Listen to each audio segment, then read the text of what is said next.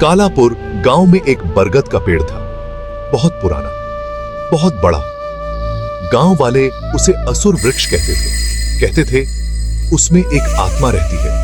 सब लोग उस पेड़ से डरते थे, कोई उसके पास नहीं जाता था। यह डर खत्म करना होगा। हरि काका गांव के सबसे बुजुर्ग थे। उन्होंने जिंदगी के बारे में बहुत कुछ देखा था। उन्हें पेड़ से डर नहीं था। रवि, मोहन और दीपक गांव के 3 जवान लड़के थे। वे बहादुर थे। वे हरि काका के साथ खड़े हुए। रात के 11 बज चुके थे। सब लोग अपने घरों में थे, डर के साये में छुपे हुए। हरि काका, रवि, मोहन और दीपक पेड़ के पास पहुंचे। हवा में सन्नाटा था, ठंडक थी। गांव वालों की फुसफुसाहट सुनाई दे रही थी।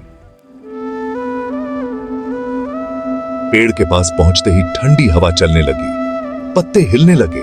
ऐसा लगा जैसे पेड़ सांस ले रहा हो। डरते हुए उसने पीछे मुड़कर देखा। गांव वाले दूर से देख रहे थे। उनकी आंखों में डर साफ दिख रहा था। अचानक जमीन हिली, पेड़ की जड़ें हिलने लगीं। बचा लो, बचा लो। एक जड़ ऊपर उठी और रवि को जकड़ लिया। रवि चिल्लाया, बचा लो, बचा लो। रवि, हम तुम्हें खींच रहे हैं, लेकिन ये जड़ बहुत मजबूत है। हाँ मोहन, हमें और जोर लगाना होगा।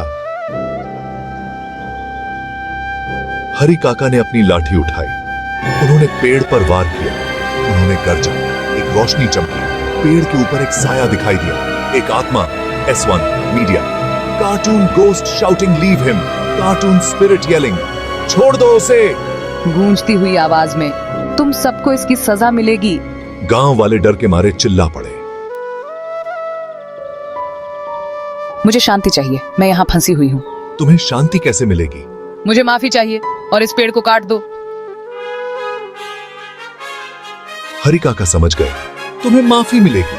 अगली सुबह सूरज की पहली किरण के साथ गांव वाले इकट्ठा हुए। उन्होंने मिलकर पेड़ को काट दिया। जैसे ही पेड़ गिरा, आत्मा आजाद हो गई। एक सफेद रोशनी ऊपर उठी और गायब हो गई। गांव में शांति छा गई।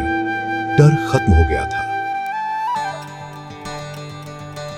यह घटना गांव वालों के लिए एक सबक बन गई। उन्होंने सीखा कि डर का सामना करना ही उससे मुक्ति पाने का एकमात्र रास्ता है। हरि काका, रवि, मोहन और दीपक उनके हीरो बन गए। उनकी कहानी पीढ़ी दर पीढ़ी सुनाई जाती रही।